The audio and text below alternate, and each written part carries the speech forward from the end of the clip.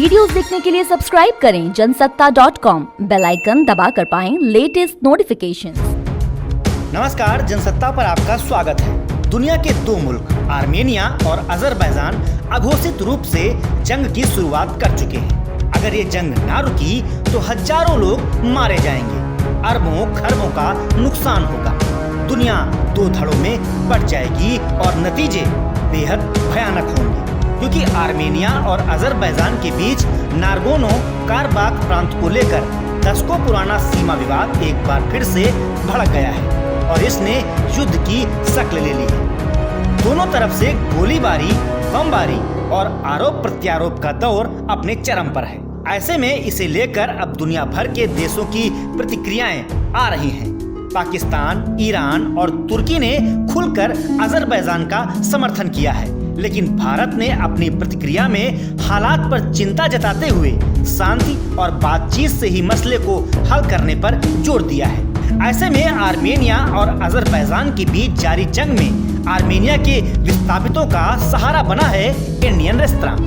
भारत के पटियाला के रहने वाले 47 वर्षीय परवेज अली खान अपनी पत्नी और दो बेटियों के संग 5 साल पहले आर्मेनिया चले गए थे और अब वे वहां भारतीय महक रेस्तरां और बार चलाते हैं। इस युद्ध काल में भी परवेज ने हजारों शरणार्थियों की मदद के लिए अपने रेस्तरां के दरवाजे खोल दिए हैं। खाने के पैकेट, बच्चों के लिए दूध, ताजी सब्जियां और तमाम जरूरी चीजें इंडियन रेस्तरां के जरिए आर्मेनिया के विस्थापितों को मुहैया कराई जा रही है। इसके लिए परवेज अली और उनका परिवार और उनका स्टाफ 24 घंटे काम में जुटा हुआ है। फिलहाल अब ये काम बड़े स्तर पर शुरू हो चुका है और भी लोग इस मुहिम से जुड़ रहे हैं।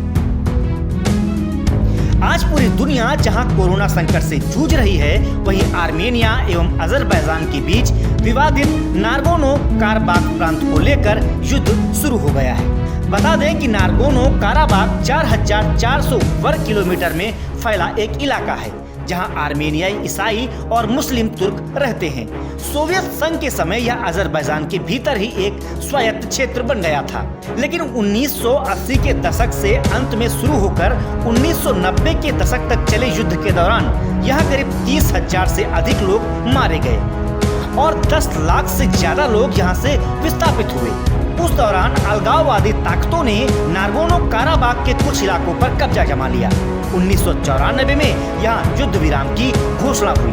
उसके बाद भी यहाँ गतिरोध जारी रहा और अक्सर इस क्षेत्र में तनाव पैदा हो जाता है। ताजा विवाद की शुरुआत भी दोनों देशों की तरफ से एक दूसरे पर हमला करने के दावों के साथ हुई। ताजा लड़ाई में अब तक सैकड़ों लोग मारे जा चुके हैं, जबकि हजारों लोग घायल बताए जा रहे हैं। इस युद्ध की परिणति क्या होगी, इस पर दुनिया की नजरें टिकी हुई।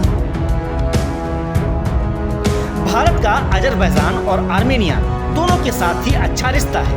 चीन के BRI की तरह ही हमने भी एक रूट प्लान किया है, रूस से लेकर ईरान के चाबहार तक और फिर वहां से मुंबई तक। इसकी खास बात यह है कि ये रूट अजरबैजान से होकर गुजरता है, तो ऐसे में अगर युद्ध होता है तो हमारा भी नुकसान है। उधर कश्मीर मुद्दे पर आर्मेनिया पूरी तरह से भारत के साथ है, जबकि पाकिस्तान अजरबैजान का समर्थन कर रहा है। हालांकि भारत के अजरबैजान से भी बेहद प्राचीन संबंध हैं।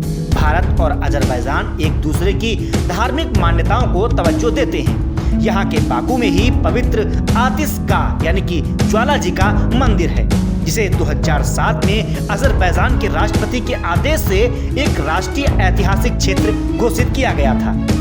ऐसे में यह कहना गलत नहीं होगा कि अजरबैजान और आर्मेनिया झगड़े का भारत पर बेहद खराब असर होगा।